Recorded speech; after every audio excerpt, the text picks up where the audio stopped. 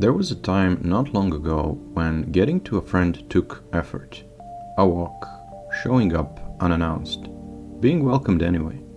The friction was never the point.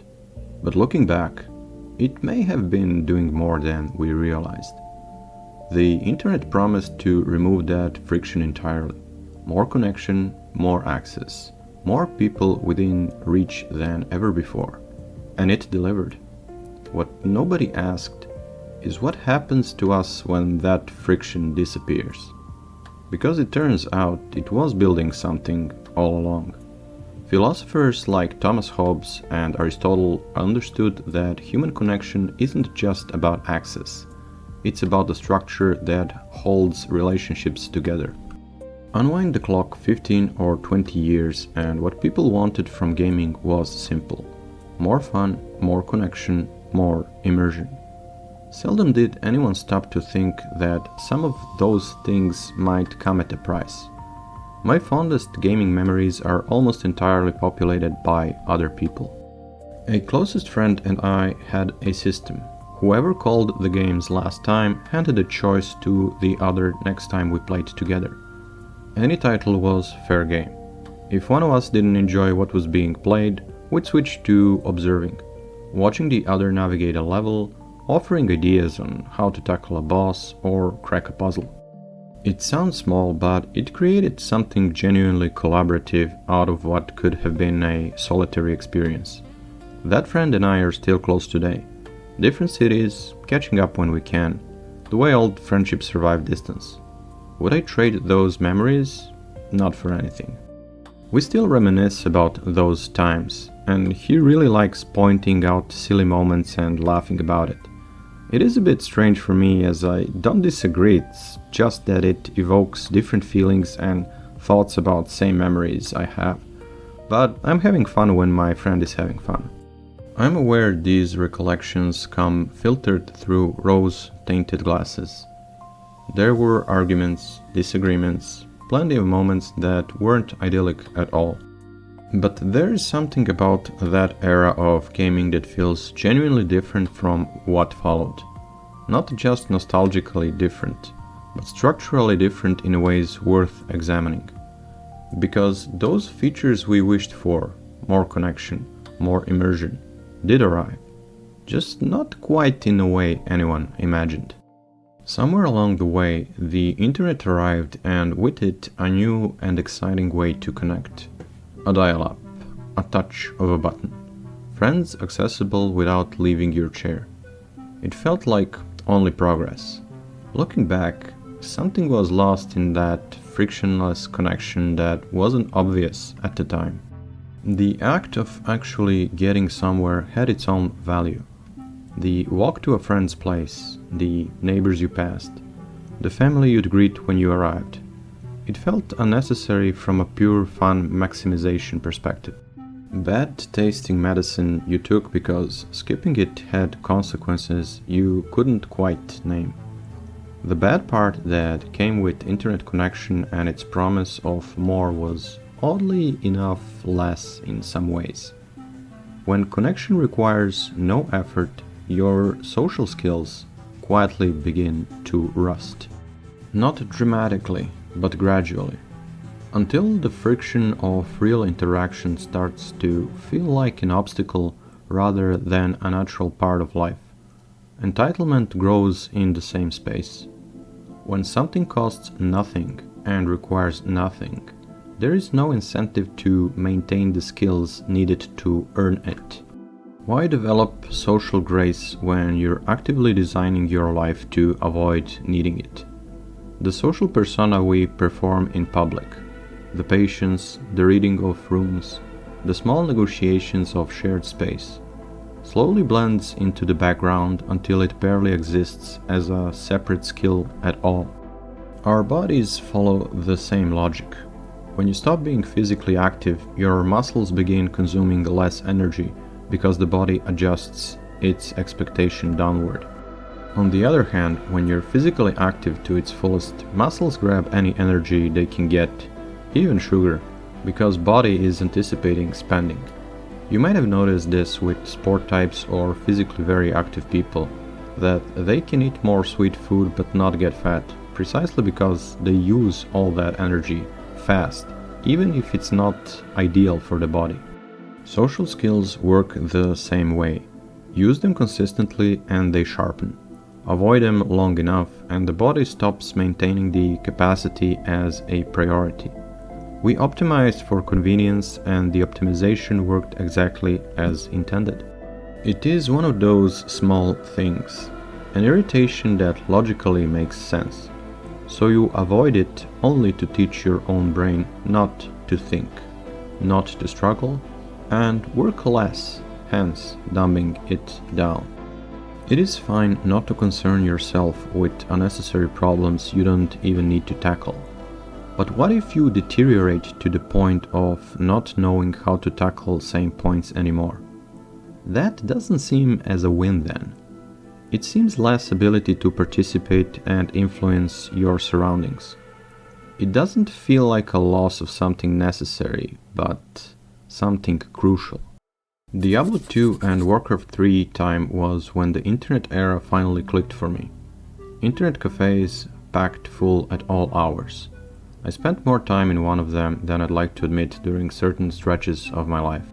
What I found there wasn't less social. It was social in a completely different and surprisingly rich way. I made friends in those cafés. I also made rivals. People who couldn't stand me or I them, but between whom there existed a silent mutual respect that didn't need to be spoken. Playing Dota and many other custom maps on the Warcraft 3 meant picking teams the way kids pick sides for a basketball. You kept things balanced because too much of a skill gap ruined the fun for everyone. That instinct toward fairness wasn't enforced by any system. It was just understood. If we poorly picked teams, no one was having fun. But the cast of characters in that place alone was a sight to behold. Quiet people who spoke to nobody. Loud ones whose opinions you learned quickly not to challenge or get into endless debates, or worse, physical conflict. Odd ones you couldn't categorize. All of these people sharing a physical space, negotiating it, tolerating each other, occasionally surprising you. All of that traded in for the comfort of your own home and the internet connection that lets you play anything you wanted with anyone in the world. On the surface, that sounds like a clean upgrade. The more time passes, the less certain I am. It's not black and white, it probably never was. It feels like it's deeply, stubbornly grey. Oddly enough, I was aware of Thomas Hobbes at the time, his work on social structure and the necessity of social contract to prevent conflict from escalating. I understood the words, I didn't really understand the point. Not yet. The more time passes, the more I realize he was perfectly right. The team balancing in those Dota games, the silent respect for rivals, the unspoken rules about who you challenged and who you didn't. All of it was a social contract nobody wrote down and nobody needed to. It existed because the physical proximity demanded it. You couldn't log off, you couldn't mute someone, you had to navigate the room. And something unexpected grew from that navigation. People I didn't particularly get along with. People outside my circle or actively difficult to be around. I'd run into them elsewhere and almost always have a perfectly decent interaction. There was a tolerance that developed from simply spending enough time in the same space as someone. That wasn't friendship necessarily. Something quieter and in some ways more valuable, a baseline human recognition. The realization that even the difficult ones were, after all, just people. Hobbes understood that structure doesn't limit human connection. It creates the conditions where connection becomes possible at all. Sometime after college, doing my daily my daily job, and returning home, I noticed something quietly wrong. Social skills I'd never particularly excelled at were fading further. I'd pass a neighbor I'd known for years and say nothing. Not out of hostility, not indifference, not exactly. Just an urge to get inside, to be done with the outside world as quickly as possible.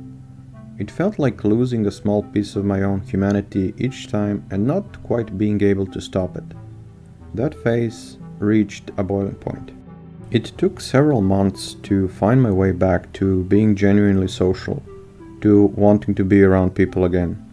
Looking back, I don't think I ever properly adjusted from the always available social world of school and college to the adult reality where everyone disappears into their own lives. And internet and online gaming had a bigger role in that than I'd like to admit. They made the withdrawal too comfortable, too easy to sustain. Online gaming with friends is still genuinely enjoyable. That part hasn't changed. But the convenience came with flaws nobody advertised. I still try to set up couching gaming sessions when I can. Nintendo Wii Sports type of games, co-op games, or fighting games long sessions. Anything that gets people in the same room. But the ease and joy of it at the scale we had it seems changed. Not ruined, just different in ways that compound quietly over time. And the more time passes, the more I think re-evaluating how we spend that time isn't just a sign of maturity, it's a necessity. Psychologists are increasingly involved in designing apps, games, and experiences specifically to keep people engaged past the point where the engagement is actually enjoyable. The endless repetition that fades with each cycle but keeps you returning anyway. Being aware of that mechanism isn't paranoia, it's just paying attention. The internet gave us the ability to reach each other faster than ever before. What it built with that speed was a world of impossible standards, filters, and carefully edited images that made genuine human connection simultaneously more accessible and somehow harder to find. In gaming, the promise was similar. Seemingly more people who share your interests. Always someone to play with. The reality came with more hoops, more trolling, more chances of getting considerably more than you bargained for. The pool got larger and somehow shallower at the same time. This is where Aristotle's concept of philia becomes essential. Not just friendship in the casual sense, but a multifaceted, reciprocal bond that Aristotle considered vital to human flourishing. And perhaps the most overlooked dimension of philia isn't what it does for the friendship itself, but what navigating it does for you. Your capacity to tolerate difference, adjust to others, work within a group without becoming a burden to it. Philia is a form of personal development as much as a connection. Mass Effect 2 captures something similar through the Krogan, a concept I suspect BioWare borrowed from Spartan or similar warrior cultures. Size and raw strength matter less than whether you inspire confidence in those around you, whether you're an asset or a liability in a group. The Krogan would leave those without functional social skills behind without sentiment. And as Krogan go, even by Mass Effect standards, the bar wasn't particularly high, which makes it all the more telling when a modern online culture manages to fall below it. Should you abandon the conveniences the internet provides? Of course not. The accessibility, the reach, the ability to maintain friendships across distances, these are real and valuable things worth keeping. But stay vigilant about what prolonged convenience does to you when left unexamined. The social muscles Hobbes understood we need structure to maintain. The philia Aristotle knew required a genuine presence and reciprocity. These don't disappear overnight. They fade gradually, comfortably, in the ways that feel like relaxation until you realize you've drifted further than you intended. Strengthening real bonds, showing up, tolerating friction, being easy to work with in a room full of actual people, turns out to be the most reliable antidote to drifting too far. Not because the internet is the enemy, but because a genuine connection has always required something from you. That requirement is the point, not the obstacle. Keep things in perspective, stay grounded in the physical world around you, and every once in a while, try to set up a gaming couch session. This wraps it up. If you enjoyed the discussion, hit the like and subscribe for similar conversations, and I will talk to you in the next video. Until then, take care.